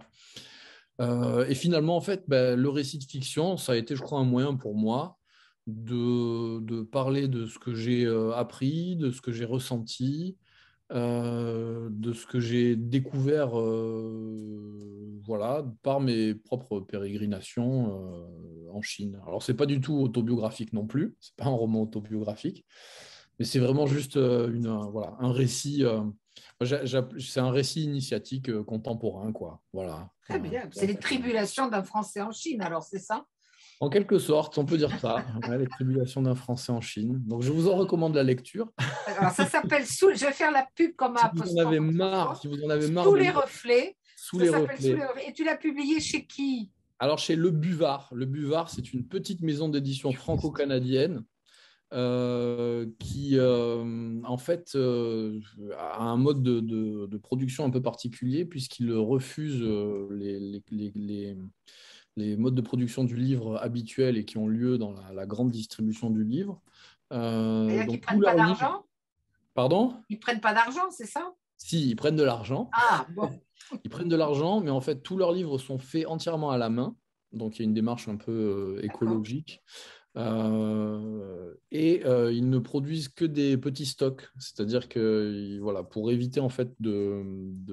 le monde de l'édition aujourd'hui repose sur la production de masse, la projection de vente et donc derrière, en fait, le pilonnage Ouais. permanent. Enfin, sauf chez les éditions Hein. universitaires, hein, on ne publie plus que ce qu'on pense, on ne Sauf publie plus que 300 exemplaires. Hein. Effectivement, ça, c'est en train de changer et eux s'inscrivent de toute manière voilà, dans ce D'accord, mouvement-là de d'accord. changement. Donc ça s'appelle Le Buvard et c'est une maison d'édition locale. Ils sont basés à Rions, À euh, côté de Bordeaux, je précise. Hein. à côté de Bordeaux. Ouais, voilà. D'accord, Et très donc ça bien. s'appelle Sous les reflets et je suis très fier de ce petit roman Écoute, je vais te l'acheter et te ouais. que je pense Ouais, très bien. être Très bien. réussi. En tout cas, Très voilà, bien.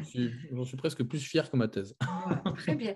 Alors, moi, je voulais dire, avant de laisser les questions, que c'est tout à fait par hasard que c'est toi, enfin, qu'on commence ce nouveau cycle avec toi.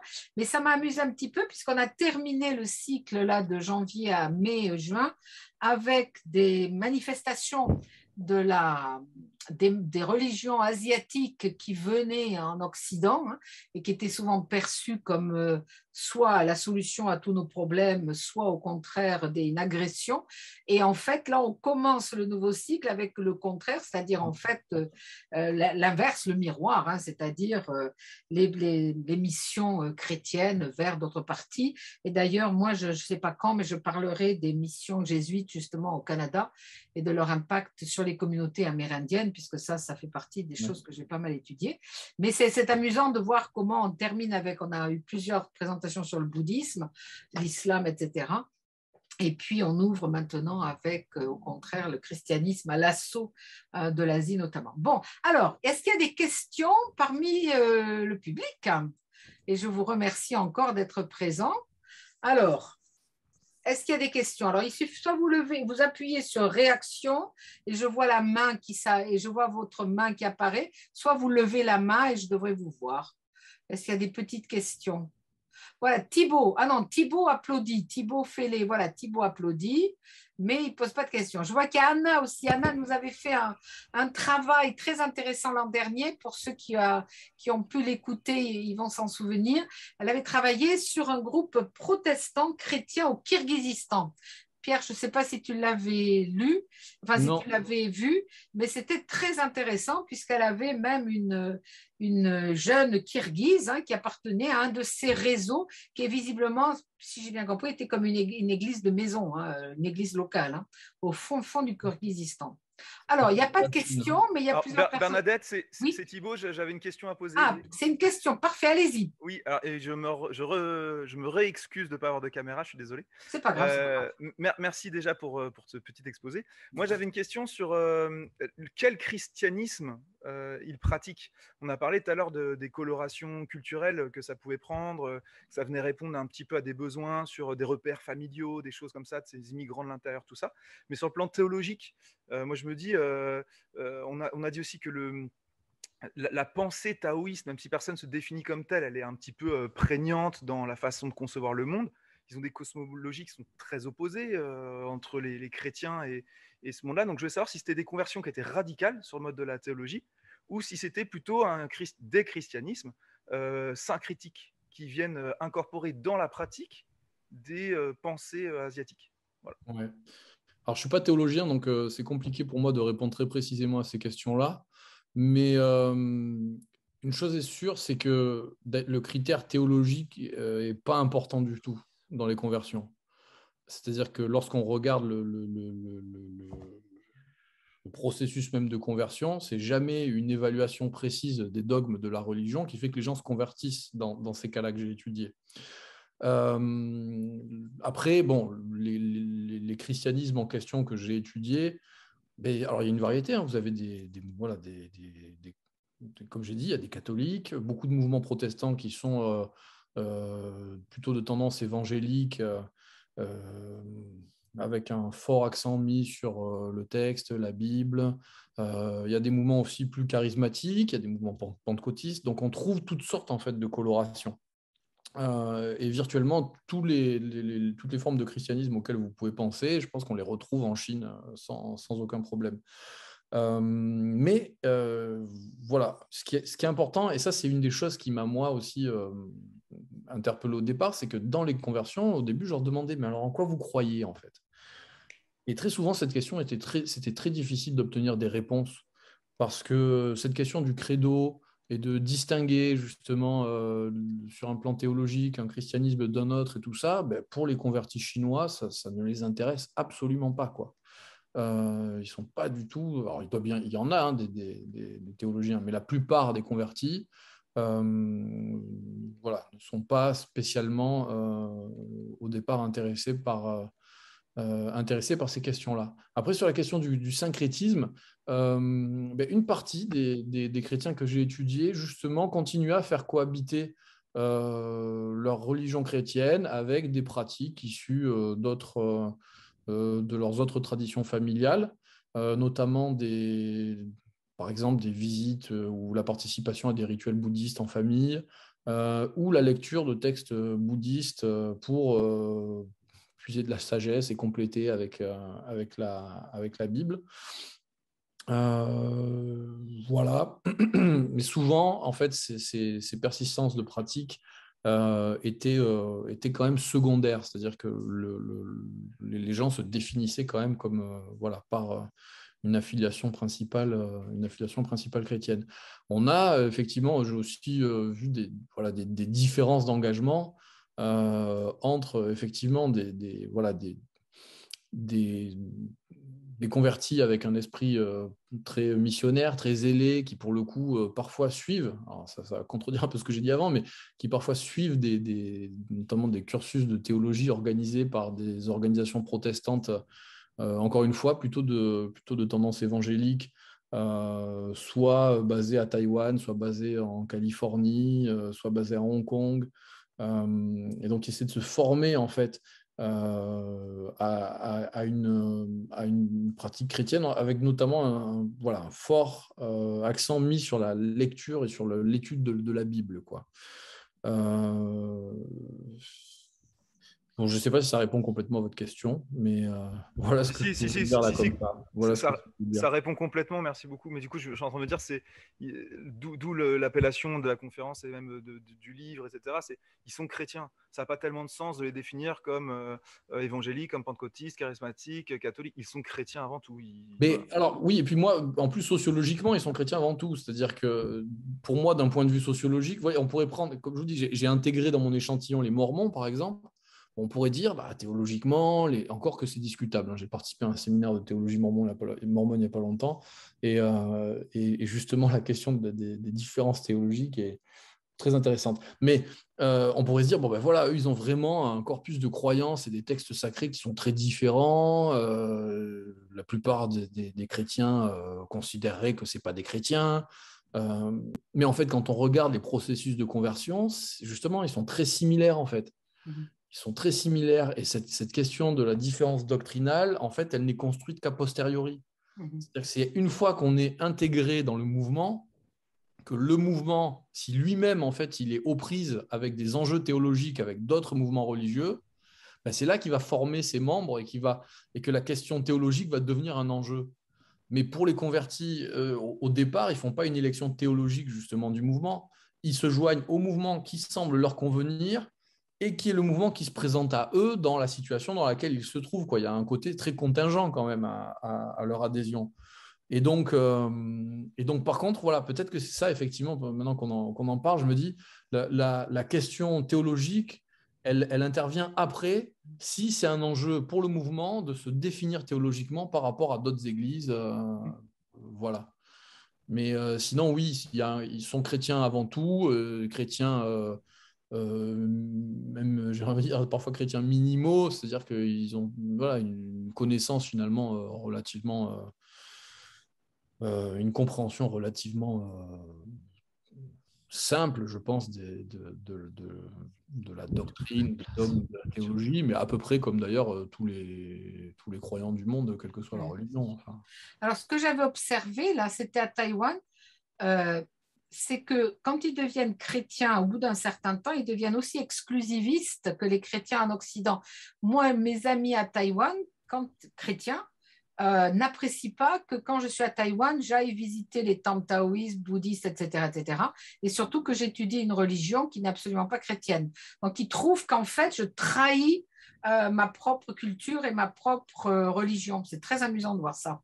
Ouais, Enfin, très amusant. Très ouais. intéressant aussi de les voir. Ils ne comprennent pas que j'ose m'intéresser à ces religions que eux ont quittées en devenant chrétiens et seulement chrétiens.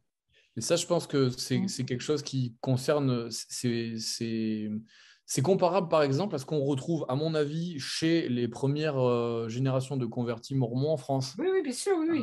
Il y a un rejet de leur religion d'origine qui, effectivement, est très fort. Mais ça touche une partie, à mon avis. Oui, oui. Oui, puis c'est général aux religions. Hein, c'est pas, voilà. Mais moi, j'allais dire, c'est variable aussi d'une église à l'autre.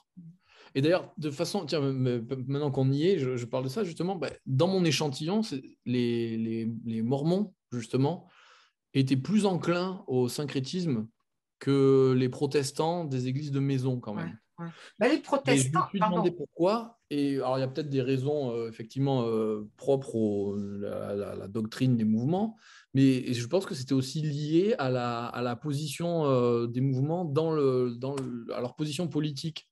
C'est-à-dire qu'à l'époque où moi j'y étais, les chrétiens protestants des églises de maison avaient les coudées franches, en fait, pour se développer. Et donc, ils avaient une aptitude plus grande, je pense, à imposer un exclusivisme et à jouer la compétition avec les autres mouvements en les rejetant. En tout cas, une partie des églises. Je ne veux pas généraliser à toutes les églises.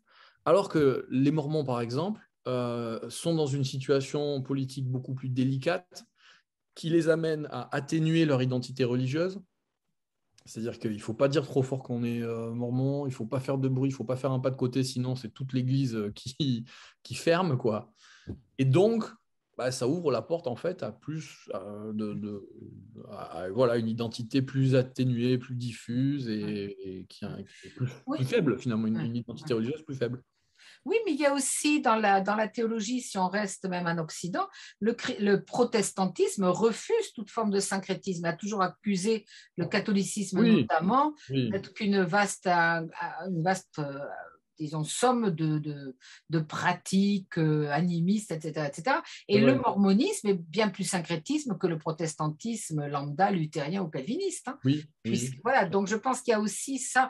Moi, je me souviens quand je suis là-bas et avec les amis Gordon Melton, etc., qui est pasteur méthodiste, hein, ouvert absolument à toutes les religions, mais il est pasteur méthodiste. Et je me souviens d'avoir dit, j'étais dans un temple taoïste, et de lui dire que je me sentais parfaitement à l'aise dans un temple taoïste. Et lui me dit, moi, pas du tout. En tant que protestant, je ne me sens pas du tout à l'aise là-dedans. Alors, il était là à l'aise, il aimait beaucoup intellectuellement, mais en tant que protestant, il rejetait absolument cette exposition de divinité, d'esprit, etc., etc. Alors que moi, de culture catholique, ça ne me dérangeait absolument pas. Et lui, il va se trouver bien dans un temple zen, il va se sentir en harmonie avec son protestantisme. Donc, il y a quand même des différences aussi dans notre propre culture qui fait qu'on va réagir plus ou moins de manière ouverte ensuite, hein. Il me semble. Hein. Oui, certainement. Voilà. Bon, d'autres questions, les amis? Non? Il n'y a pas de questions. Oh là là. Anna, là, avec votre expérience kirghize, non? Le problème, c'est que je suis arrivée en retard, donc j'ai pas tout. Oh, ben aussi, vous avez entendu quand même, mais vous n'avez pas des remarques et tout ça à faire? Moi, la première question que je me suis posée, mais peut-être que ça a été dit au début, c'est en quelle langue tous les entretiens se sont faits et Alors, tout ça. en Oui, chinois, c'est ça. je l'ai dit en passant, mais en fait, j'ai fait la majorité des entretiens en chinois, mais j'en ai fait aussi quelques-uns en anglais et j'en ai fait un ou deux en français même, parce que je me suis En retrouvé avec français? oui, je me suis retrouvé avec des croyants qui, en fait, avaient fait leurs études en France et qui voulaient donc voilà, parler français et qui avaient un français qui était très correct et qui leur permettait du coup de s'exprimer. Donc voilà, ça a été un mix de trois langues avec une forte dominante mandarine, quoi, enfin chinois mandarin. D'accord. Bien. Est-ce qu'il y a d'autres questions? Oui, Benoît? Non, Julien. Ah, mais d'accord, mais Benoît a levé la main. Ah, Alors, allez-y, allez-y. alors Benoît et après Julien, alors oui. Est-ce que vous avez vu des phénomènes d'aller et de retour dans la situation précédente, dans la religion précédente, après avoir eu une déception finalement de ce qu'on avait pu appréhender par le groupe et la réalité de la théologie qui a été donnée à la personne? Alors, j'ai pas vu de retour parce que la plupart d'entre eux n'avaient pas une religion précédente, en fait, à proprement parler. Ils n'avaient pas une affiliation précédente. Par contre, j'ai vu des désaffiliations. Donc, j'ai quelques récits de conversion qui sont des récits, en fait, de convertis désaffiliés. Bon, ils m'ont quand même raconté leur récit de conversion, mais justement, effectivement, leur parcours religieux continue après et ils se désaffilient. Et ça m'avait pas mal intéressé aussi, des parcours en fait de gens qui justement exprimaient leur doute ou leur changement de position vis-à-vis de leur organisation. C'est-à-dire qu'ils étaient passés d'un statut en fait voilà, de jeunes convertis très zélés, très engagés, très actifs, à un statut finalement de déception ou de lassitude vis-à-vis du groupe auquel ils appartenaient. J'ai vu aussi des cas de personnes qui sautaient d'une église à l'autre, un peu quoi, qui avaient été dans une. Mais alors là, le problème, c'est qu'en fait, notamment dans les mouvements protestants, c'est tellement dépendant aussi de la situation géographique, en fait, de la situation migratoire, que voilà, c'est assez compliqué. Mais en tout cas, j'ai vu des situations effectivement de désaffiliation.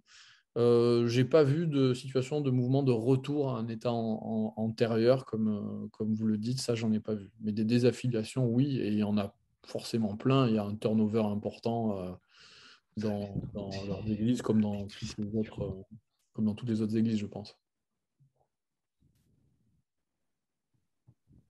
Julien, c'est ça, vous aviez une question? Oui, une petite question. Je voudrais savoir si vous avez noté des crispations entre les communautés religieuses, notamment entre les 5 grandes religions officielles, comme vous nous avez expliqué.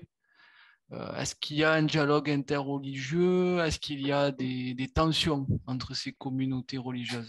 Alors, je serais tenté de vous dire, au niveau institutionnel, non, et il vaut mieux pas, puisque le gouvernement chinois, un de ses critères, une des choses qu'il essaie de promouvoir, c'est cette fameuse harmonie. Alors, cette harmonie, ce n'est pas forcément de l'harmonie, mais c'est en tout cas le fait de dire, voilà, si un mouvement, si une organisation non gouvernementale fait émerger quelques tensions, que ce soit dans l'espace public, alors c'est un mouvement qui trouble l'ordre public, c'est un mouvement dangereux. Donc, ils n'ont surtout pas intérêt à montrer des tensions.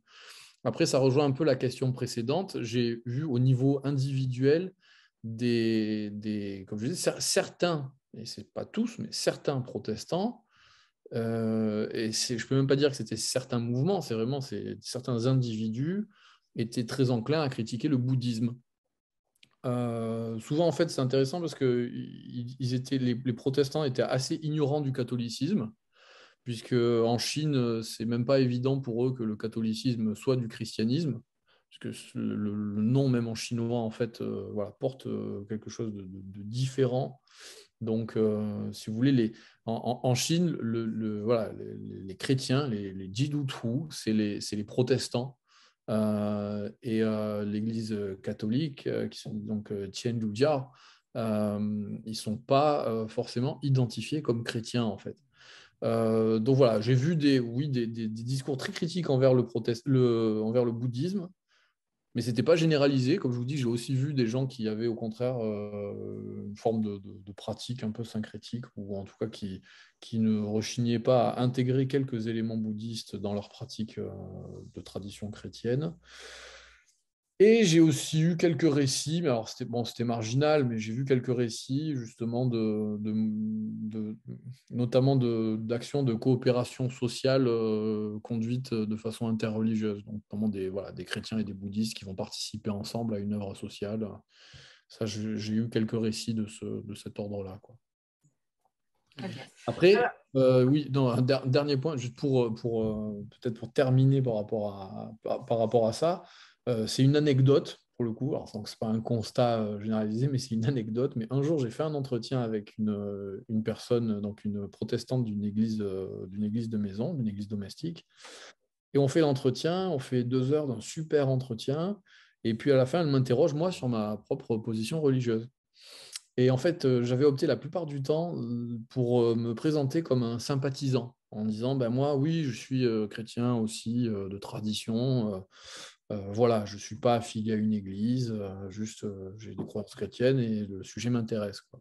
Histoire de ne pas être trop engagé et en même temps de pouvoir me présenter comme un sympathisant et de m'ouvrir les portes. Et ce jour-là, je ne sais pas pourquoi, justement, je pensais que le courant était bien passé finalement. Et donc, quand la personne me dit, et toi, alors, quelle est ta foi, quoi? Et je lui dis, moi, je suis mormon. Et donc, on continue à discuter 1 minute. Et puis, elle me dit, excuse-moi, il faut que je m'absente. Elle s'en va et elle revient 5 minutes après. Elle me dit, bon, j'ai eu mon pasteur au téléphone. Il faut que tu effaces l'entretien. Et donc, son pasteur lui avait ordonné d'effacer l'entretien parce que j'étais mormon. Donc voilà, il doit y avoir des tensions. Mais moi, au niveau de mon enquête, j'en ai pas observé plus que ça non plus. Mais encore une fois, la focale de mon enquête, c'était vraiment sur les processus de conversion. Donc, je pense qu'il y a des dynamiques, des dynamiques interreligieuses beaucoup plus complexes à explorer, mais je ne l'ai pas fait, quoi. Alors, il y a comme exemple, toi qui as travaillé sur l'Église de Dieu Tout-Puissant, on sait qu'ils sont facilement dénoncés par des groupes protestants qui ne veulent pas de concurrence. Donc, il y a oui, aussi... mais parce que, Voilà. et pour une bonne raison, c'est aussi lié au mode de conversion de l'Église du Dieu Tout-Puissant, alors moi au début, je croyais que c'était une légende, et puis en fait, quand je suis allé voir, j'ai juste fait une incursion dans une communauté, mais quand j'ai fait l'incursion dans la communauté, je me suis dit, ah oui, tout ce qu'on raconte sur eux, c'est très exagéré, mais il y a quand même des trucs qui viennent de quelque part, quoi. Et notamment, les 2 choses, les 2 idées préconçues un peu qui les diabolisent, mais que, en allant les voir, j'ai compris d'où ça venait, c'est qu'effectivement, ils font de l'entrisme, en fait. C'est-à-dire qu'ils vont dans des communautés chrétiennes protestantes, ils s'intègrent, et puis après, ils siphonnent, enfin en tout cas, ceux que j'avais observés, ils avaient fait ça. C'est-à-dire que quand je leur disais, mais alors vous venez d'où? En fait, on pratiquait dans la même église. Et, et donc, si vous voulez, c'est des... Alors, je ne sais pas d'ailleurs si on peut vraiment dire ils font de l'entrisme, mais il se trouve que... Voilà, du prosélytisme agressif. Et en fait, mais surtout, ils font du prosélytisme parmi des gens qui sont déjà sensibilisés à la religion chrétienne, en fait. Donc voilà, donc oui, c'était... effectivement, ils sont très peu appréciés des autres mouvements. Alors moi, c'est un point que j'en ai fait alors, je ne sais pas si on peut dire une théorie, mais d'ailleurs, c'est pas que moi qui en ai fait, je me suis inspiré d'autres chercheurs, notamment, je crois que la première fois que j'ai lu ça devait être dans les travaux de Benoît Vermander, qui est beaucoup plus érudit. Un jésuite, non, d'ailleurs, non? Un jésuite, ouais, très intéressant, clairement, c'est un chercheur d'un autre niveau, on va dire. C'est le principe de la double hétérodoxie. C'est-à-dire que les mouvements en fait, qui se trouvent bannis par le gouvernement, ceux qui sont sur le marché noir du religieux, ceux qui sont qualifiés comme des sectes perverses, c'est des mouvements qui sont à la fois rejetés qui à la fois posent problème au gouvernement et posent problème en fait aux autres religions qui sont légitimes, quoi. Et je pense que voilà, l'Église du Dieu Tout-Puissant, c'est typiquement le cas. C'est une Église qui est doublement hétérodoxe. C'est-à-dire que d'un côté, elle n'est pas reconnue par le gouvernement, elle n'a pas envie d'être reconnue par le gouvernement et elle pose un problème au gouvernement. Mais en plus, elle pose un problème à d'autres chrétiens qui, effectivement, se trouvent en concurrence directe et frontale avec eux. Donc, voilà, ils se retrouvent en situation de double hétérodoxie qui les exclut du marché religieux, quoi, qui les fait vraiment acquérir ce statut de secte perverse. C'est le statut, hein, c'est le nom c'est comme ça qu'ils sont labellisés en Chine, quoi, secte perverse. Voilà, donc double hétérodoxie. Très bien. Bon, écoutez, avant de nous quitter quand même, est-ce que vous voyez le beau livre Pierre Mendassi, Chrétien de Chine? Alors, à la préface par ton directeur de thèse, et ça a été publié au PUR en 2016, c'est ça? Oui, c'est ça, en 2016, donc ça commence déjà à dater un peu. Non. Mais voilà, vous pouvez effectivement le voilà. lire. Et quand vous en avez marre de la littérature académique et que vous n'en pouvez plus, Ah oui. vous avez Sous les reflets. Remontre-le. Voilà, d'accord. Voilà, Sous les reflets. Illustré par Pauline Gonzalo, une artiste locale. D'accord, très bien. Super boulot. Très bien. Bah, écoute, je veux te remercier au nom de tout le monde parce que tu étais passionnant comme d'habitude et je suis ravie qu'on ait ouvert le nouveau volet de nos entretiens avec ta présentation parce qu'en plus tu abordes évidemment des problèmes essentiels qui sont comment se convertit-on, comment appartenons-nous à une religion ou pas du tout d'ailleurs. Donc, c'était tout à fait passionnant. Je tiens aussi à remercier tous les étudiants. Alors, je vous donne mon adresse si vous voulez, ou alors je la communiquerai à l'un d'entre vous.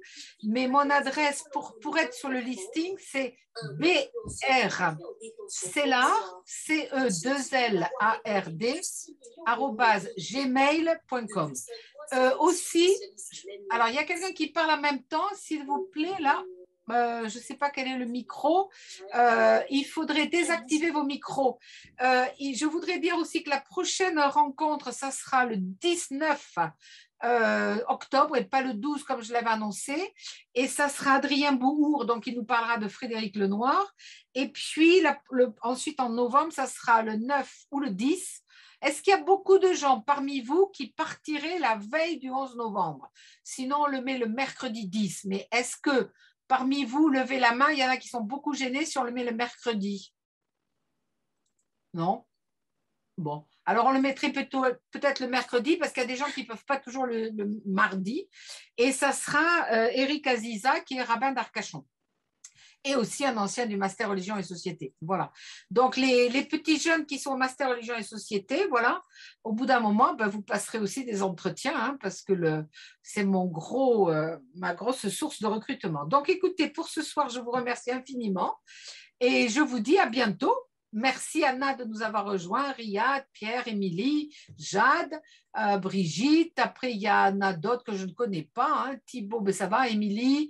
Après, je vous verrai plus souvent, donc je vous connaîtrai un petit peu mieux. Donc, je mets fin à ça. J'arrête l'enregistrement. Pierre aussi. Pierre Mendassi, tu arrêtes ton enregistrement? Oui, j'arrête. Je vous dis merci à tous de m'avoir écouté. Merci.